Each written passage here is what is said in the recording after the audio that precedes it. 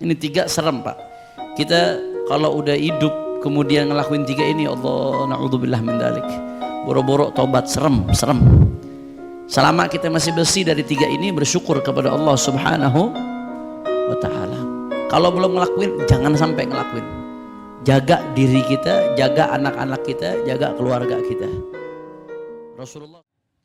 Kemudian ayat berikutnya, ini di kitab Al-Atiyah Al-Haniyah dikutip hanya sebagian ayat. Ada ayat yang dilompatin karena memang mahallu syahid yang dipakai oleh Al-Habib Ali bin Hasan hanya ayat-ayat yang lagi pengen dikutip pembahasannya, sehingga ayatnya dilompatin. Nah, di sini ada lanjutannya.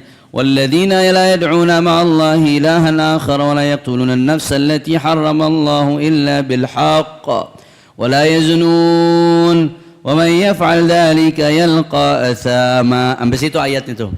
Lanjutan ayatnya kalau di Habib Ali bin Hasan dikutipnya sampai situ doang. Lanjutan ayatnya ada yudha'af lahul 'adzabu yaumal qiyamati wa yakhlud fihi muhana illa man taba wa amana wa 'amila salihan fa ulaika yubaddilullahu sayyi'atihim hasanat wa kana Allahu ghafurar rahima. وَمَا تَابَ وَعَمِلَ صَالِحًا فَإِنَّهُ يَتُوبُ إِلَى اللَّهِ مَتَابًا. Ada lanjutan ayatnya tuh. Ya, di kitab nggak dicantumkan, ada lanjutan ayatnya. Jadi termasuk ciri orang-orang saleh wa ibadur rahman yang Allah sebutkan, yang akan dijanjikan surganya Allah Subhanahu wa taala. Bagaimana? La yad'una ma'allahi ilahan akhar.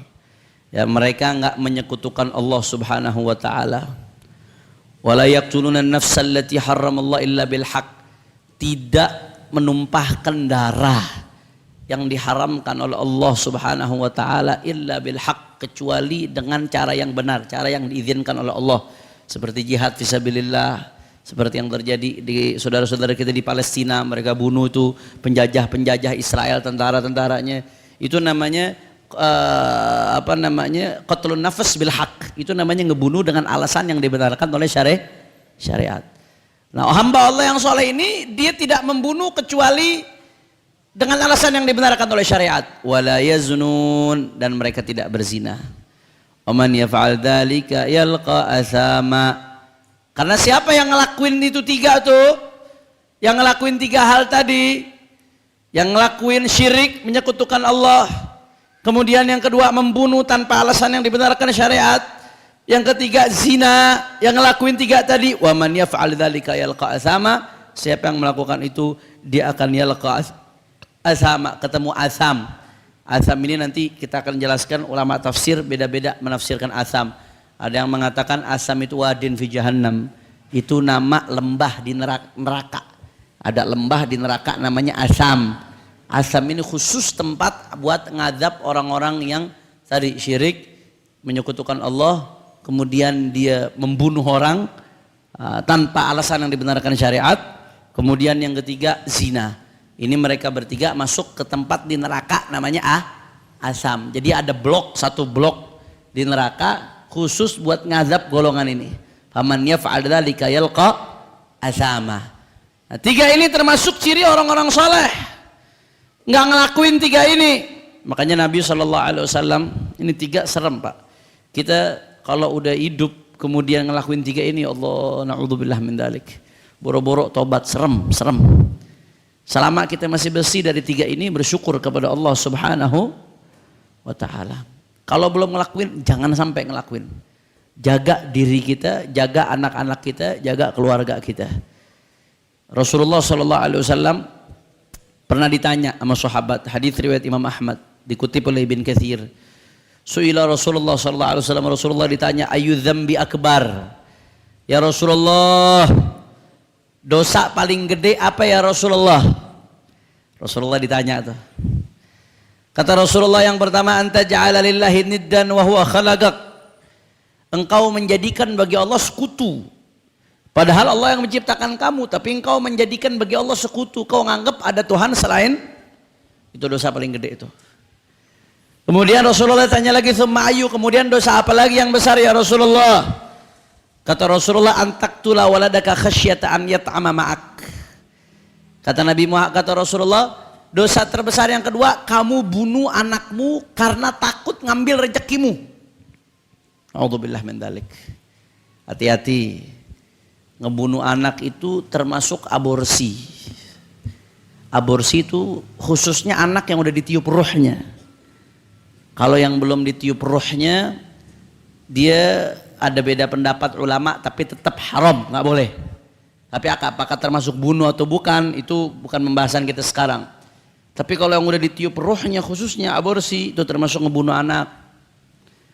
Apalagi ngebuang anak, naudzubillah min dzalik. Berapa banyak anak zina kemudian dibuang, udah dapat dosa zina, dapat dosa ngebuang anak, ngebuang mati itu anak. Takut rezekinya kerampas. Nanti anak kalau anak-anak nambah, bagaimana nih ngasih makannya? Itu kan berarti takut rezekinya kerampas tuh. Takut rezekinya diambil sama anaknya. Kalau anak-anak nambah, bagaimana biaya hidup ini? Seolah-olah Allah Subhanahu Wa Taala nggak tahu anaknya nambah. Seolah-olah anaknya nggak dijamin rezekinya, ya ikhwan. Akhirnya sampai dibunuh anaknya, naudzubillah min dzalik. Ya, baik dengan cara aborsi tadi, khususnya yang rohnya sudah ditiup, atau dengan cara dibunuh anaknya, betul-betul dibunuh, baik masih kecil, masih bayi, atau sudah besar, naudzubillah min dzalik.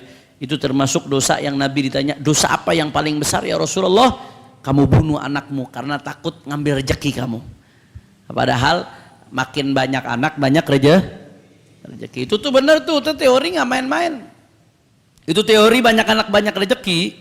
Kadang iman kita aja yang kurang kuat nerimanya. Itu bahasa Al-Quran. Di Al-Quran dikatakan bahwasanya nahnu narzuquhum wa iyyakum. Di ayat lain, wala taqtulu auladakum khasyata imlaq. Nahnu narzuquhum wa iyyakum. Kata Allah Ta'ala, jangan kamu bunuh anak-anakmu karena takut kelaparan. Jangan, kata Allah Ta'ala. Kenapa? Nahnu narzuquhum, kata Allah. Kami yang beri rezeki mereka. Wa iyyakum, dan rezekimu.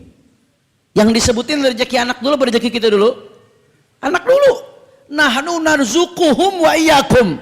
Kami yang kasih rezeki mereka, baru rezeki kamu. Dan rezekimu.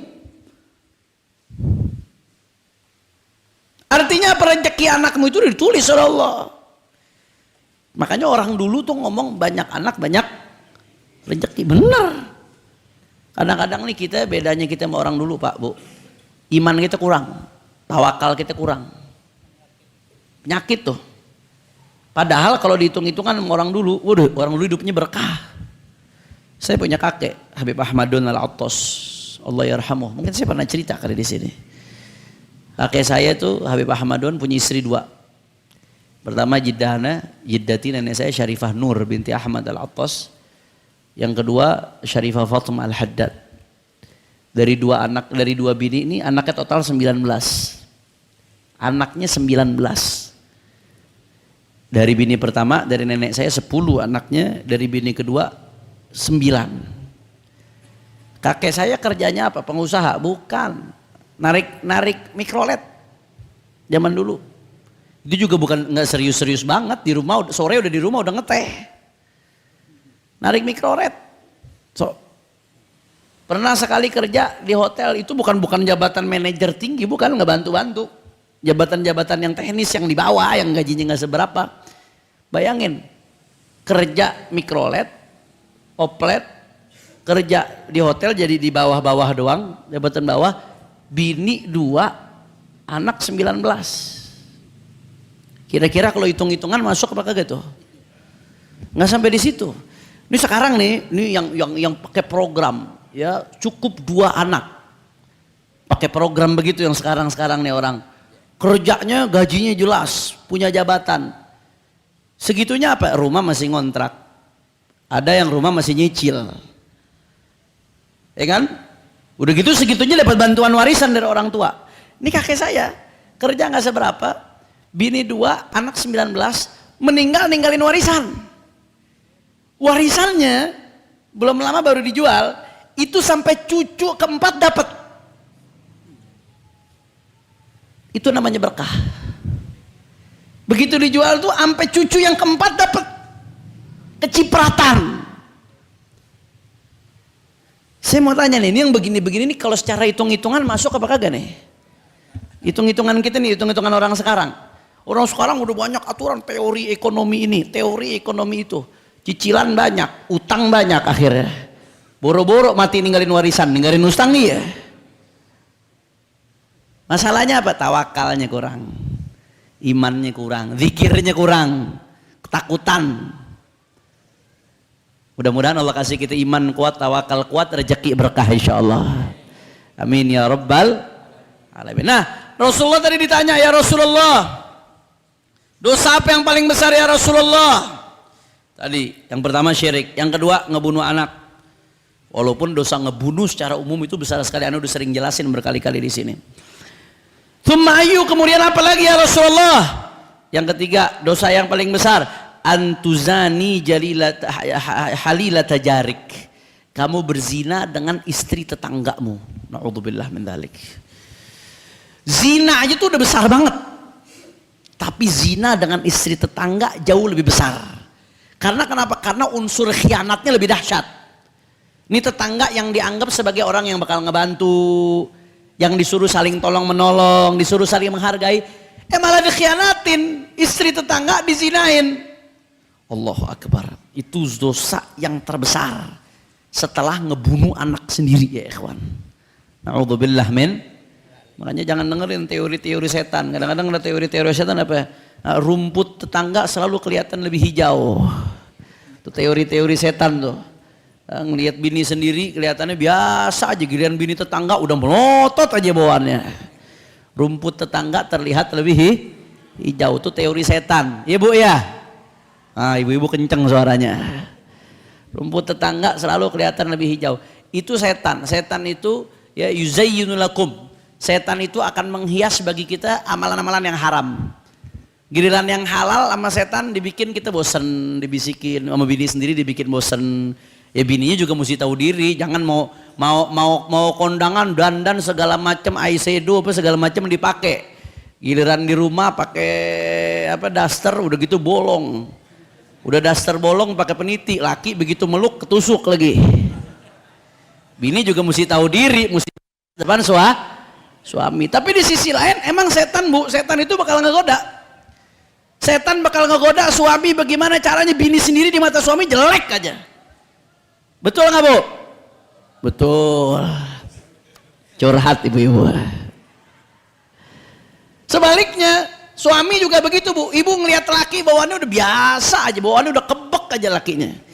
Kalau ngelihat laki orang udah ganteng aja bawaannya, itu setan. Ngegoda setan. Na'udzubillah minasyaitonir rajim. Nah, bini tetangga sama setan tuh bakal dihias. Bagaimana caranya kelihatan lebih cakep?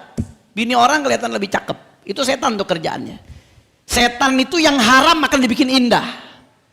Yang haram akan dibikin indah. Padahal perempuan sama perempuan, perabotannya sama tuh perempuan. Sama-sama perempuannya. Mungkin istrinya jauh lebih cantik, istrinya jauh lebih cakep. Tapi setan, hati-hati laki-laki. Setan akan ngegoda bagaimana caranya yang haram bakal kelihatan lebih enak. Yang haram bakal kelihatan lebih menarik. Yang haram bakal kelihatan lebih sedap. Na'udzubillah min. Nah, gara-gara pertanyaan sahabat ini kepada Rasulullah sallallahu alaihi wasallam, akhirnya Allah Subhanahu wa taala menurunkan firman Allah taala ini, walladzina la yad'una ma'allahi ilahan akhar.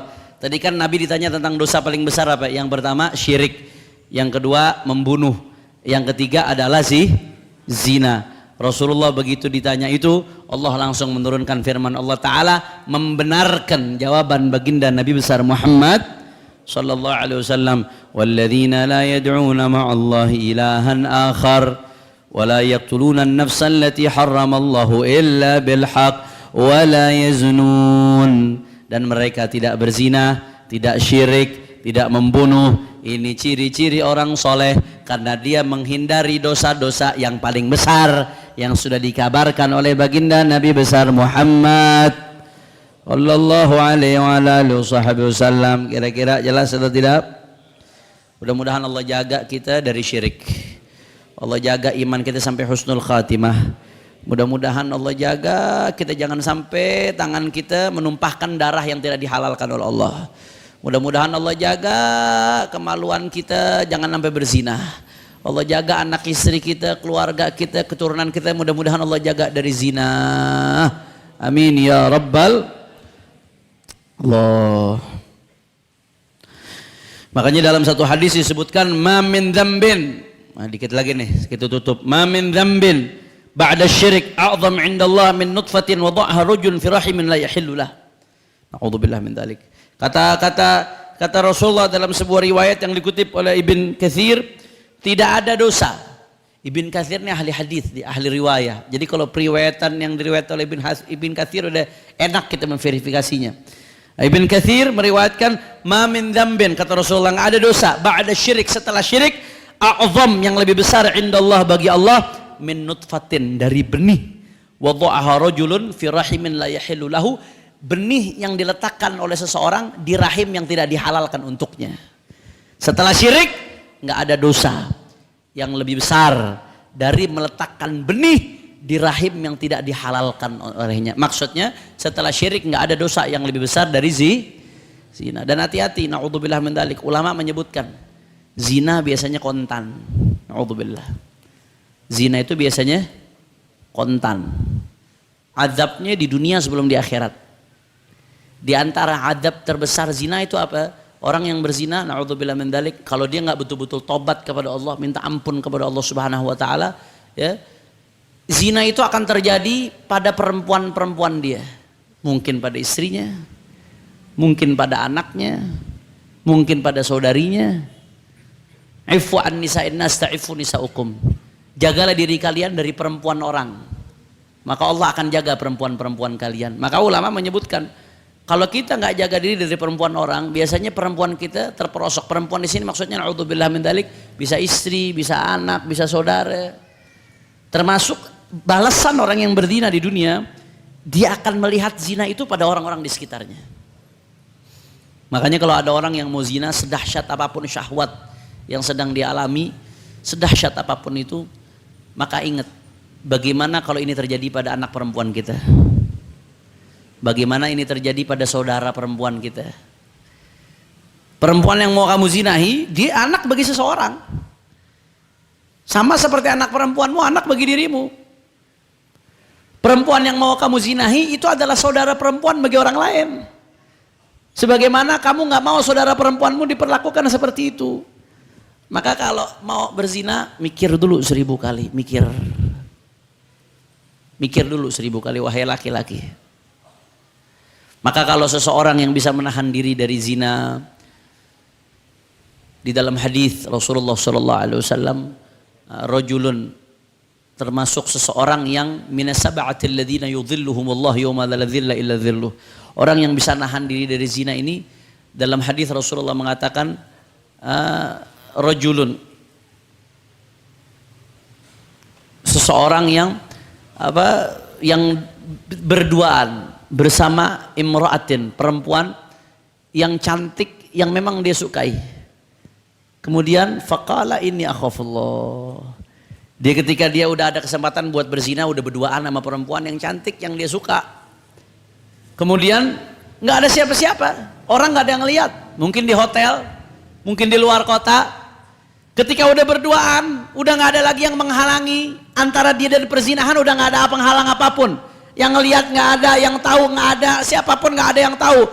Tapi begitu udah di depan mata itu perzinahan, dia mengatakan inni akhafullah. Aku takut kepada Allah. Aku takut kepada Allah. Aku takut kepada Allah. Itu orang yang bisa seperti itu. Dia terjebak dalam situasi ingin berzina, tahu-tahu dia tahan dirinya, dia lawan hawa nafsunya dari berzina. Itu nanti di akhirat, kata Nabi dalam hadis yang sahih, termasuk 7 golongan. Allah akan naungi dengan naungan arasy-Nya Allah di hari kiamat, ketika tidak ada naungan kecuali naungannya Allah. Orang-orang di hari kiamat lagi pada kesusahan, lagi pada ketakutan, tapi orang yang bisa menahan dirinya dari zina ketika ada kesempatan untuk melakukan itu, dia termasuk nanti golongan yang akan mendapatkan keamanan, naungan dari Allah di akhirat, dari Allah Subhanahu.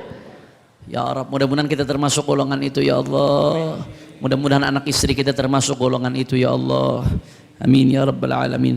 Maka saudara, Allah Subhanahu wa taala melanjutkan, siapa yang melakukan 3 hal tadi, melakukan syirik, kemudian membunuh tanpa hak, kemudian zina, apa kata Allah? Wa man yaf'al dzalika yalqa athama. Siapa yang melakukan itu, maka dia akan mendapatkan azam. Azam itu tadi adalah salah satu lembah yang ada di Jahannam. Ada yang mengatakan azam itu adalah jaza, dosa ganjaran dosa dari Allah Subhanahu wa taala. Nah, kemudian di ayat berikutnya Allah mengatakan bukan hanya itu, yudha'af lahul adzabu yaumal qiyamah. Nanti dia akan diazab di hari kiamat, dilipat gandakan azabnya di hari kiamat. Wa yakhlud fihi muhana, dan dia akan abadi dalam keadaan dihinakan oleh Allah Subhanahu wa taala.